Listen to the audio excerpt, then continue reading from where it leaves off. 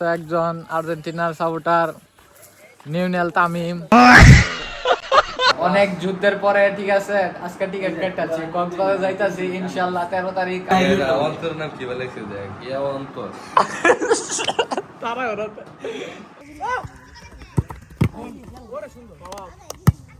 বন্দি হচ্ছে যে ঘরে তালা মেরে থয়ে গেছে।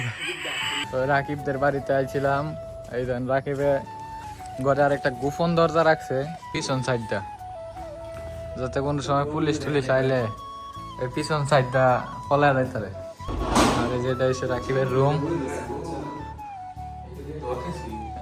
क्या তো আজকে মূলত রাকিবদের বাড়িতে আসা হচ্ছে, আজকে ট্রেনের টিকিট কাটবো কারণ আমরা বিগত বেশ কয়েকদিন ধরে চিন্তা ভাবনা করতেছি কক্সবাজার যাবো। তো রাকিবদের বাসায় চলে আসলাম 7টার দিকে, যেহেতু 8টার সময় টিকিট দিবে তো 7টার দিকে আমরা চলে আসলাম রাকিবদের বাড়িতে। তো আসার পর এখানে সবাই একসাথে বসে টিকিট কাটতে হবে, কারণ হচ্ছে আমাদের 9 জন যাবো একসাথে। তো 9 জনের টিকিট হচ্ছে আমরা সাথে সাথে যদি না কাটি তাহলে পাবো না, এই জন্য অনলাইনে টিকিট কাটার জন্য 3 জন একসাথে বসে চিন্তা করলাম যে টিকিটটা কেটে নিই।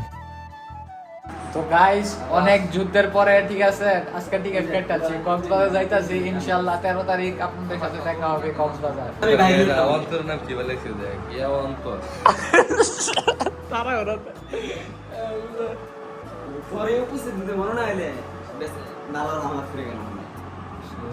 আমরা কিন্তু তিনটা সেটটা মেনে টিকিট কাটি, 3টা টিকিট নিছে কত 60 টাকা। তারা 3096 নিছে না, 3096 3016 96 নিছে তো না 3096 না 16 আছে টিকেটের দাম 96 তো আজকে বিকাল বেলা আমার এক গর্তে ধরে লইছে ঘুমাইতে উঠায়া অন বলে খেলবার দেবো কই। এই যে আমার এই যে পিছে আছে একজন আর্জেন্টিনার সাপোর্টার নিউনেল তামিম।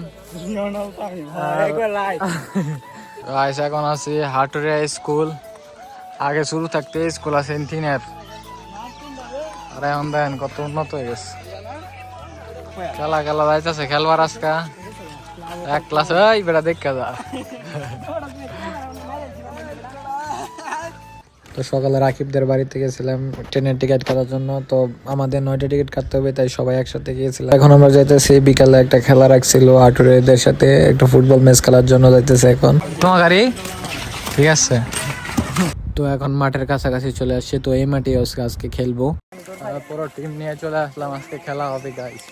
আজকে সকালে হচ্ছে টিকিট কাটলাম, আর এই খেলাটা রাখছিল হচ্ছে সোয়ানে। তো তারা হচ্ছে ভালো টিম তারা, আর আমরা নিয়ে গেছিলাম সব ছোট ছোট পোলাপান আর কি, যারা মানে মূলত আর কি আমাদের বড় বেজে যারা আছে তারা তো কেউ ছিল না।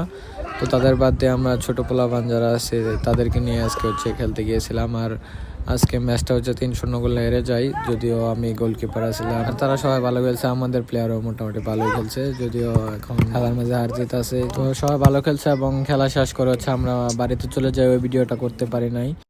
আমি এই যে প্রমাণ রাখতেছি, এই যে রানা ভাই এই যে দেখো তোমার এই যে ফ্যানটা দৌড়ে এই যে ভাঙতাছে দেখছো, এই যাও কিছু হইলে ভাই আমার 200 না। এই যে দাও কই কই কি হতাছে বাইন্দা কইছে যাতে এনটা না লরে দেন খাউনের লাগা বুঝছেন। এই যে লোকটা না আয়া পারছে না, রানিং গাড়িতেই ফাল ভরা শুরু হচ্ছে। শুধু কি রে এই যে বাবুল বাবু ইয়ালো এসে দই লইছে আজকে খাওয়াইবো।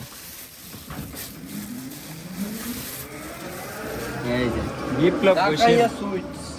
বিপ্লব ঘোষের কি ঢাকা সুইট 1 কেজি ঢাললে মনে ফাইলার দিল হইলে